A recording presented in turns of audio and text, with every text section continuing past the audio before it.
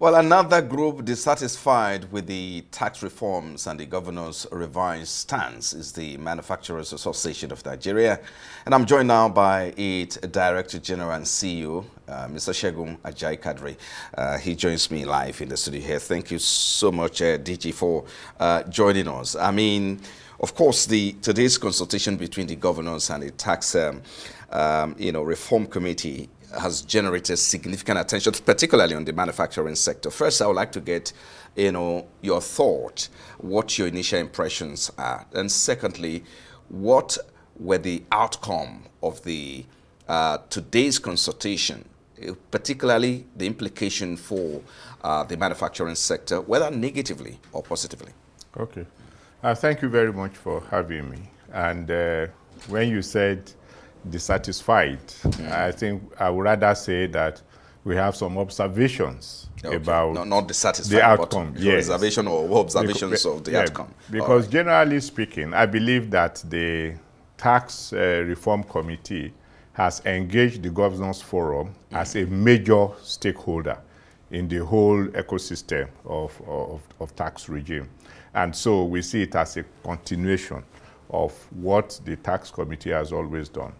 And I think today is actually a breakthrough in terms of the fact that the governors have aligned with the reform, which is a major and commendable achievement. But if you now dissect the times for that position, right, you will discover that there is actually a particular one that has to do with the retention of the 30% CIT. You recall that the Committee on Fiscal Policy and Tax Reform had recommended and had put in the bill that it be reduced from 30% to 25%. So that is where we have an observation. And the observation is that when the news went out that CIT has been reduced from 30% to 25%, it came as a major relief and a markup for Nigeria. I would say, from my observation, and I think I should know, that that was one point that endeared Nigeria to the world. It came as a reform by the Tinubu administration that cares about competitiveness and investment.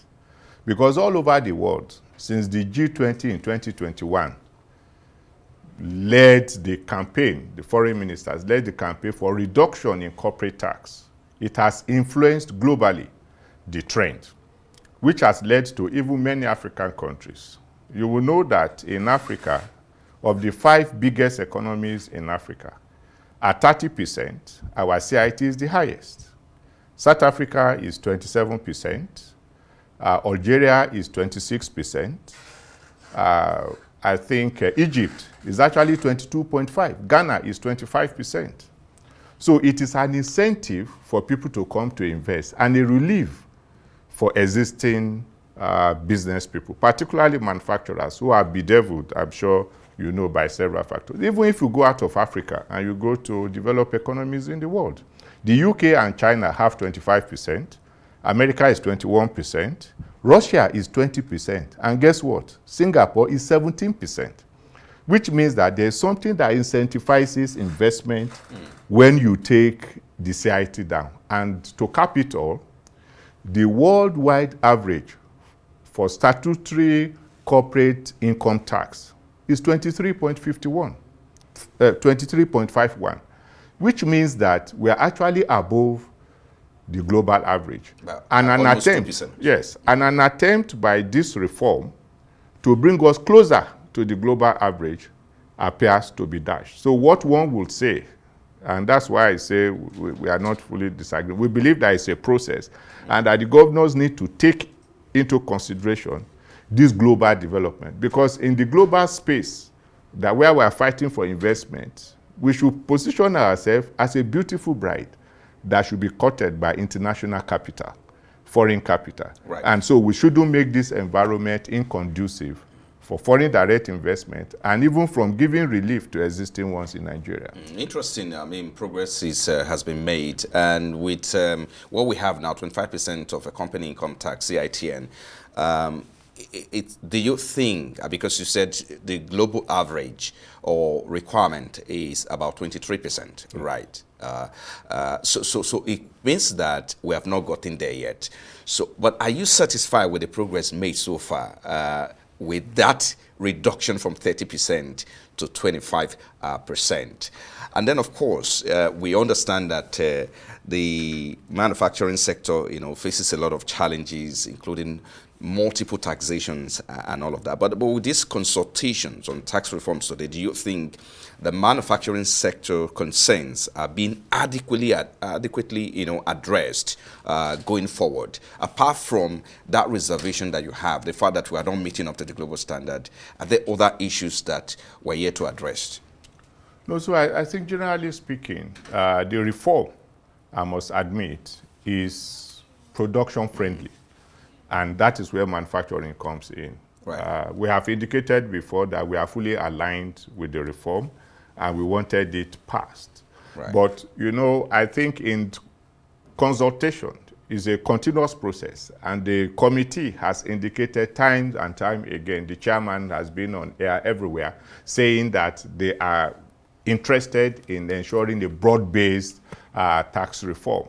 And so this engagement is a plus in that regard. Right. But the concerns of manufacturers are not even those that can be addressed by the tax reform. The only thing is that it is actually curing a very major impediment to manufacturing. It's going to streamline taxes, and it's going to ensure that you are able to predict what you are going to pay in form of tax from the beginning of the year. I mean, reducing it from a minimum of 60 and a maximum of 120 to below 10. I mean, it's a major development for us. And we are happy with the provisions. The only area that we want to re-examine, if the Governors Forum would take another look at it again, is this idea of reducing what is proposed. Okay. I mean, it's increasing what is proposed in the bill. Because what's proposed in the bill is 25%.